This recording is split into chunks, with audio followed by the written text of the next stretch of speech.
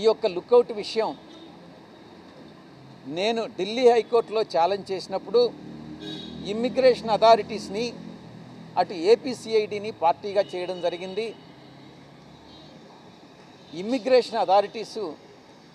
Argument చేసేదానికి బదులుగా కోర్టులో ఏపీసీఐడి ఈ యొక్క కోర్టుకు జ్యూరిస్డిక్షన్ లేదు, ఏపీ హైకోర్టుకి పిటిషనర్ అప్రోచ్ కావాలి అన్నటువంటి ఆర్గ్యుమెంట్ని వితండమైనటువంటి ఆర్గ్యుమెంట్ చేయడం జరిగింది. అప్పుడు జడ్జి గారు ఏపీసీఐడిని కూడా దీనిలో పార్టీ చేసి ఏపీసీఐడికి సమ్మన్స్ ఇచ్చి జనవరి 15వ తారీఖు ఈ ఢిల్లీ హైకోర్టుకి ఎలా జ్యూరిస్డిక్షన్ లేదు అన్న దాని మీద నేను ఆర్గ్యుమెంట్స్ వింటాను, ఢిల్లీ హైకోర్టుకి జ్యూరిస్డిక్షన్ ఉంటే మేము అడిక్వేట్ ఆర్డర్స్ పాస్ చేస్తాము, తగినటువంటి ఆర్డర్స్ పాస్ చేస్తాము అన్నటువంటి విషయాన్ని చెప్పడం జరిగింది. ఇక కేవీ రావు విషయంకి వస్తే ఈ ఫిర్యాదు ఏదైతే ఇచ్చాడో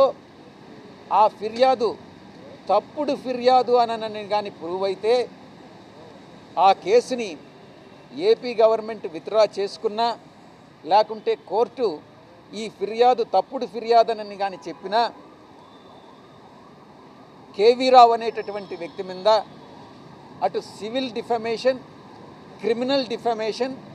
రెండింటినీ కూడా వేయడం జరుగుతుంది అన్నటువంటి విషయాన్ని చాలా స్పష్టంగా ఎన్ఫోర్స్మెంట్ డైరెక్టరేట్ అథారిటీస్కి నేను చెప్పడం జరిగింది. ఎందుకంటే నేను ఈ యొక్క దీంట్లో ఎటువంటి ప్రత్యక్షంగా కానీ పరోక్షంగా నా ఇన్వాల్వ్మెంట్ లేదు అని ప్రూవ్ చేసుకోవాలనంటే కేవీ రావు మీద డిఫమేషన్ వేయాలి అన్నటువంటి విషయాన్ని నిర్ణయానికి వచ్చి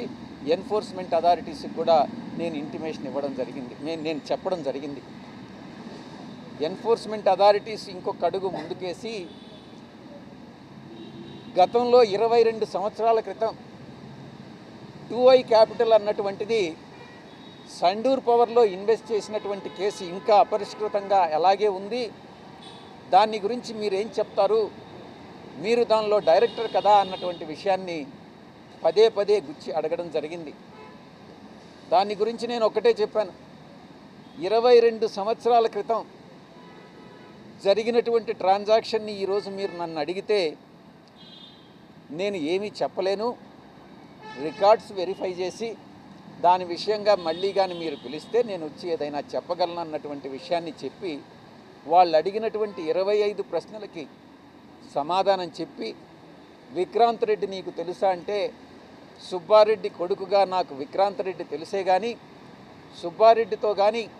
విక్రాంత్ రెడ్డితో కానీ నాకు ఎటువంటి వ్యాపార లావాదేవీలు లేవు, ట్రాన్సాక్షన్స్ లేవు, మేమిద్దరం ఒకే రాజకీయ పార్టీలో ఉన్నామే తప్ప మాకు ఎటువంటి సంబంధ బాంధవ్యాలు లావాదేవీలు లేవు అన్నటువంటి విషయాన్ని చాలా స్పష్టంగా చెప్పడం జరిగింది. ఇది ఈరోజు మొత్తం ఎన్ఫోర్స్మెంట్ డైరెక్టరేట్ అధికారులు ప్రశ్నించినటువంటి